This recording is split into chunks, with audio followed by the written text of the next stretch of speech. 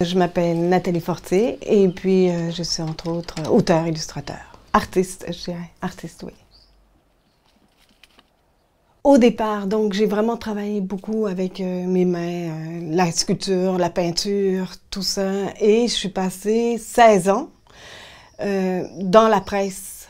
Et puis, j'ai rencontré la littérature jeunesse. Et je me suis aperçue à quel point il y avait une énorme liberté là-dedans, que c'était joyeux. Souvent, je travaille sans me dire que je vais faire un livre. Donc, c'est vrai que ça peut prendre énormément de temps. Puis, à un moment donné, je vais avoir une série de personnages qui vont se répondre. Ça va s'emboîter, quoi, tu vois. C'est à partir de ce moment-là, je me dis, je vais faire un livre. Une fois que j'ai réussi, disons, à centrer, et il y a un début, un milieu, une fin. Mais moi, j'ai pas le goût que ce soit fini. Et à un moment donné, je suis tellement attachée à mes personnages que je me dis, c'est pas possible que je te les aplatisse les uns par-dessus les autres comme ça, quoi. Tu sais, c'est des feuilles, des feuilles, des feuilles, des feuilles. Je veux les voir en face à face. Et c'est pour ça que là, je vais en faire des sculptures, quoi, tu vois.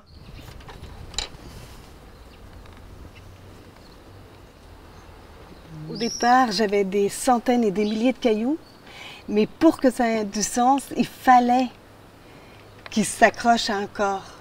Ça ne pouvait pas être que des têtes.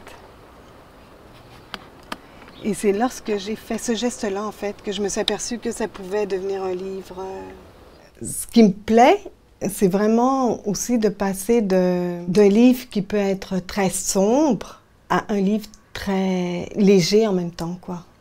Comme le livre Forêt Noire, que j'ai fait vraiment en même temps qu'un de 3 volets. Un livre au crayon de couleur et puis un au fusain. Et le matériau même indiquait aussi quelle émotion j'allais traiter. Tous les cailloux que j'ai depuis le nombre d'années, quoi. Je vous raconte pas l'histoire, mais c'est simplement le désir des cailloux d'être peut-être quelqu'un d'autre à un moment donné.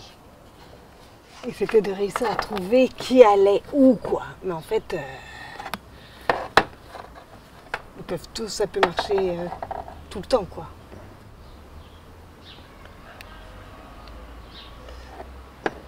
C'est vrai qu'on parle souvent de commande. Ce mot-là, commande, ça fait mal, hein? Je te commande. Et pourtant, c'est quelque chose que je peux vraiment aimer. Oui, il y a des périodes où je trouve ça vraiment super de marcher avec quelqu'un d'autre sur un projet de livre. C'est super.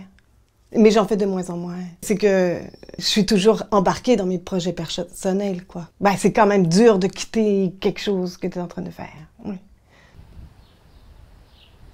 Alors, avec les éditeurs, je sais qu'ils sont très différents les uns des autres. J'ai envie d'avoir le regard de quelqu'un d'autre sur mon travail, mais j'attendrai quand même que mon travail soit prêt jusqu'à peu près 80-90% pour pas me faire trop bousculer, quoi, tu vois. Mais c'est précieux le regard de quelqu'un d'autre. Et toi, tu es tellement plongé dans tes propres affaires que il y a un moment donné où tu vois plus rien, quoi, tu vois. Donc, c'est pour démêler toutes ces affaires-là, puis mettre vraiment en valeur ton travail. Et ça demande de la confiance.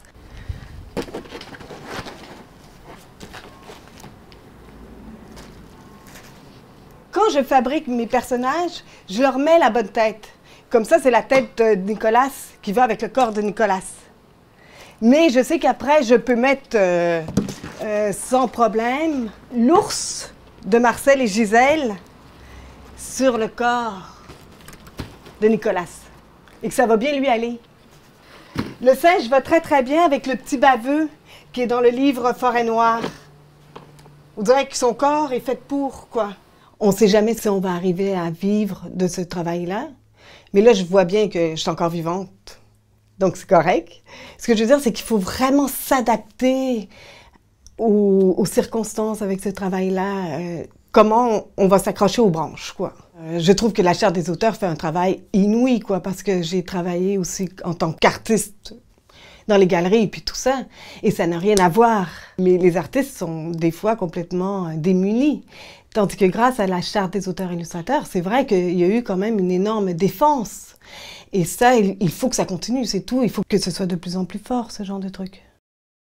Dans 20 ans, dans 30 ans, dans 40 ans, là, je me vois encore dessiner. Là. Plus tu fais, quoi. Plus tu as envie de faire, plus tu t'aperçois que le plafond, il est plus haut, quoi, là, tu sais. Après, il y a le ciel, après, il y a la galaxie, après, il y a l'univers. Mais je veux dire, c'est certain que j'ai absolument pas envie de m'arrêter. Absolument pas.